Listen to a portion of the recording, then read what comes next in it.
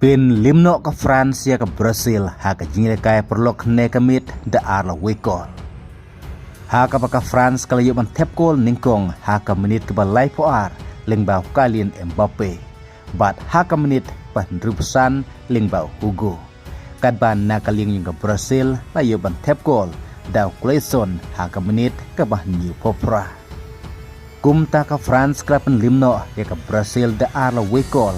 Haka jingle kay perlok ka badai kum sibenta ka jingpen kre na kamta ka World Cup arajar at pohonrio. Nang ta lasai mestep ka jingle kay perlok hapadang ka Netherlands persia ka Norway, ka Switzerland persia ka Germany, ka Spain persia ka Serbia, bat ka Argentina persia ya ka Mauritania. Bat ka jingle kay perlok hapadang ka Argentina persia ka Mauritania kanda ya ka po South African menstep.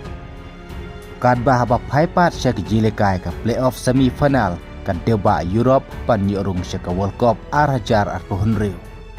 Ka Bosnia ka penlimno ka Wales lingba ka penalty shootout da Saula Arkol haka baglekha ka jile kay Hamadan da Marsikol.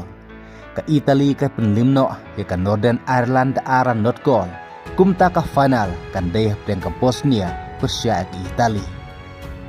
Nang ta ka Sweden ka penlimno ka Ukraine da Laila Wekol.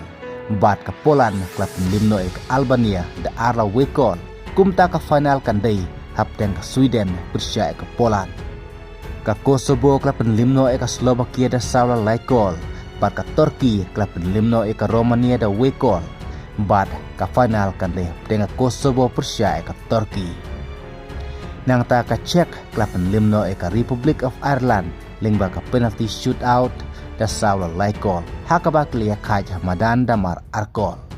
Barka Denmark klapin limno ya ka North Macedonia da Saula not goal. Kumta ka final kan dehap dan ka Czech persia ka Denmark.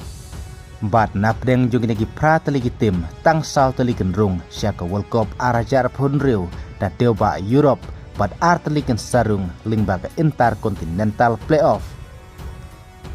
Haka baka Bolivia mentah klapen limno ika Suriname da arla wekol kumta ka Bolivia haka final kane kun persia ka Iraq bat ka New Caledonia kane kun persia ka Jamaica mentah ka semifinal bat ka final ka Banjob kane kun persia ka DR Congo kublai sibon.